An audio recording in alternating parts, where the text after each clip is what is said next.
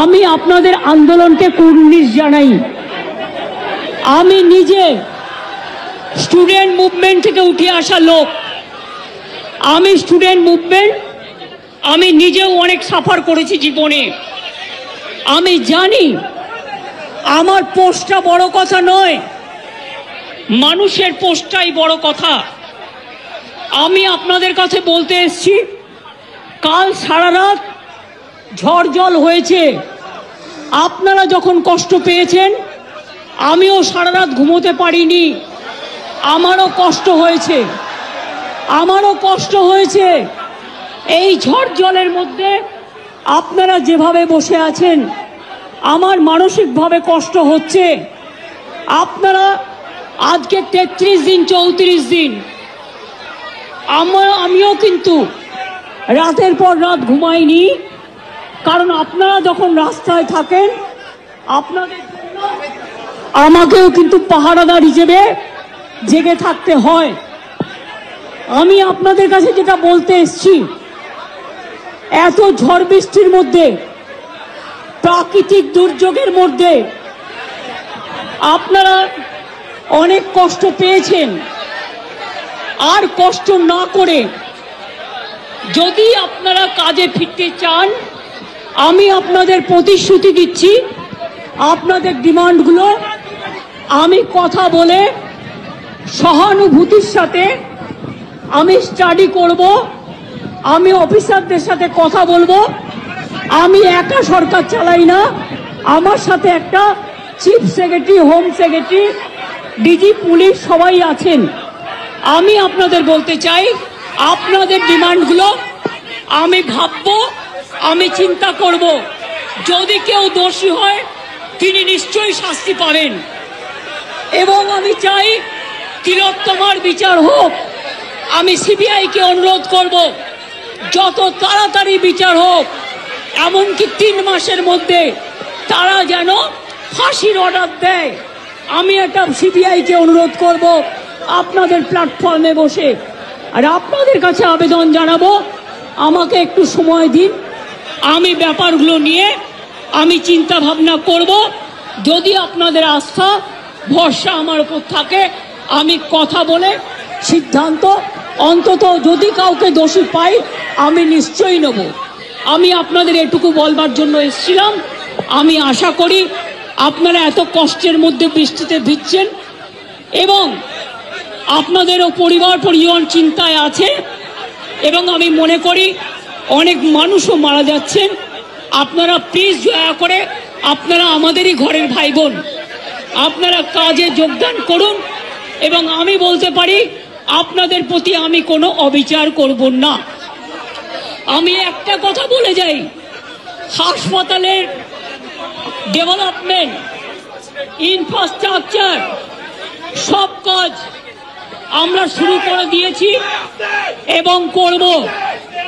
আমি সব হসপিটালের রোগী কল্যাণ সমিতিতে আমি প্রত্যেকটা একদম রাজ্য থেকে শুরু করে সব মেডিকেল কলেজ এবং মাল্টি সুপার হসপিটাল, যত রোগী কল্যাণ সমিতি আছে, আমি প্রিন্সিপালদের চেয়ারম্যান করব। এবং তাতে জুনিয়র ডাক্তারও মেম্বার থাকবে, সিনিয়র ডাক্তারও থাকবে, নার্সও থাকবে, একজন পাবলিক রিপ্রেজেন্টেটিভ থাকবে এবং পুলিশ থাকবে। এই সিদ্ধান্ত আমি নিয়েছি। আপনাদের আরজিকর মেডিকেল কলেজেরও আমি রোগী কল্যাণ সমিতি ভেঙে দিলাম এবং সব মেডিকেল কলেজের আমি রোগী কল্যাণ সমিতি ভেঙে দিলাম। আমি নতুন করে এটা তৈরি করব। এবং আপনাদের আমি বলতে পারি, বাদবাকি আপনাদের যা ডিমান্ড আছে আপনারা আমাকে বলেছেন। যদি সত্যি কেউ দোষী হয়, দোষীরা শাস্তি পাবে। দোষীরা কেউ আমার বন্ধু নয়, দোষীরা কেউ আমার শত্রুও নয়। আর আপনারা যারা ভাবছেন কেউ আমার বন্ধু, আমি তাদের চিনি না, আমি তাদের জানি না এবং আমাদের সাথে কোনো সম্পর্কও নেই। তারা এসছেন প্রসেসের মাধ্যমে। এই প্রসেস ফাইনাল হয়ে আমার কাছে আসে এবং তাই মাত্র 1 মাসের মধ্যে যারা এসছে তাদের কথা যদি তারা কোনো ব্যাপারে এই খুনের সাথে, মার্ডারের সাথে, দুর্নীতির সাথে যুক্ত থাকে, আমি নিশ্চয়ই সাধ্যমতো চেষ্টা করব কথা বলে অ্যাকশন নেবার।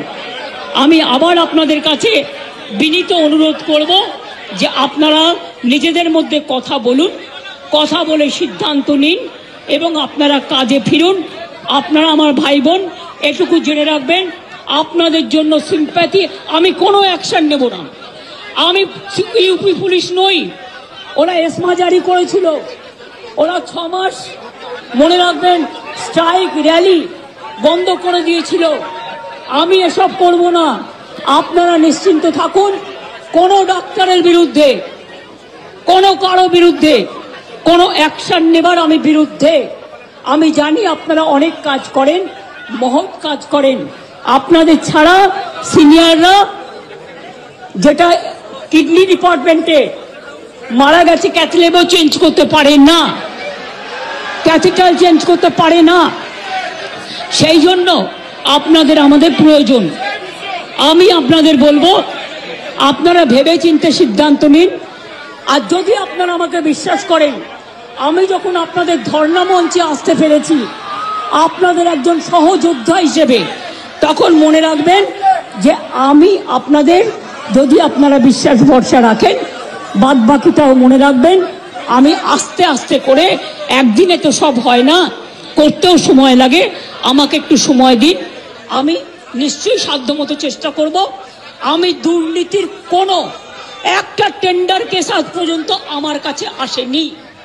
কোন রোগী কল্যাণ সমিতি কি কাজ করে এটা আমি জানি না, এগুলো আমার আন্ডারে আসে না। তাও বলি, যদি আপনাদের কোনো কমপ্লেন থাকে, কমপ্লেনের ভিত্তিতে নিশ্চয়ই আমরা তদন্ত করব। এমনিতে বিনা কারণে কাউকে সাজা দেওয়া যায় না। তদন্তে যদি প্রমাণিত হয় আমি নিশ্চয়ই সাজা দেব। আর একটা কথা, সুপ্রিম কোর্টে কেস চলছে, মনে রাখবেন 17 তারিখেও ডেট আছে। আমি চাই না আপনাদের কোনো ক্ষতি হোক। আপনাদের দিদি হিসেবে আপনাদের কাছে আমি অনুরোধ করতে এসেছি। আমি মুখ্যমন্ত্রী নই, আমি মুখ্যমন্ত্রী হিসেবে বলতে আসিনি, আমি আপনাদের দিদি হিসেবে বলতে এসেছি। যাতে আপনারা না ভাবেন, হ্যাঁ আমি চিফ মিনিস্টার আছি, আমি একটা পার্টিও বিলংস করি, কিন্তু আপনাদের কাছে এসেছি যদি বলেন as a chief minister, as a elder sister, এবং আপনাদের আন্দোলনের সমব্যথী এবং সমসাথী, তাহলে আপনাদের অনুরোধ করব আমার কথা শুনুন। আগেও আপনাদের সমস্যা আমি সমাধান করেছি এবং আবার আমি করবার চেষ্টা করব। আমাকে এটুকু সময় দিন। ভালো থাকুন, সুস্থ থাকুন। আর একটা কথা বলবো, যে যা খাবার দিচ্ছে সব খাবারটা খাবেন না। হ্যাঁ, নিশ্চয়ই জাস্টিস হবে। সিবিআই এর কাছে যান, বলুন তিলোত্তমা কেসে জাস্টিস হোক। আমি আপনাদের কাছে আবেদন ছাড়া আর তো কিছু করতে পারি না। আমি আপনাদের জোর করতে পারি না। আমি আপনাদের কাছে আবেদন করে গেলাম, যদি আপনারা মনে করেন আপনাদের ধর্ণা মঞ্চে আসার ফলেও, আমি 26 দিন অনশন করেছিলাম, মনে রাখবেন সিপিএম গভর্নমেন্ট ছিল পাওয়ারে, একদিনের জন্য কেউ আমাকে কথা বলতে আসেননি। কিন্তু তা সত্ত্বেও আমি এসেছি, তার কারণ আমি মনে করি আপনাদের কাছে আসা মানে এটা নিজেকে ছোট করা নয়, এটা নিজেকে বড় করা। তাই আপনাদের আবার আবেদন করব, আপনারা বসুন, আপনারা আলোচনা করুন, করে সিদ্ধান্ত নিন। আমার এটা লাস্ট চেষ্টা আপনাদের জন্য করে গেলাম। বাদ বাকিরা যদি আমার উপর ছেড়ে দেন, আপনারা জাস্টিস পাবেন, আপনারা ইনজাস্টিস হবে না, এটুকু আমি বলতে পারি। অনেক ধন্যবাদ, নমস্কার, এবং আপনাদের সকলকে অনেক অনেক ধন্যবাদ জানাই।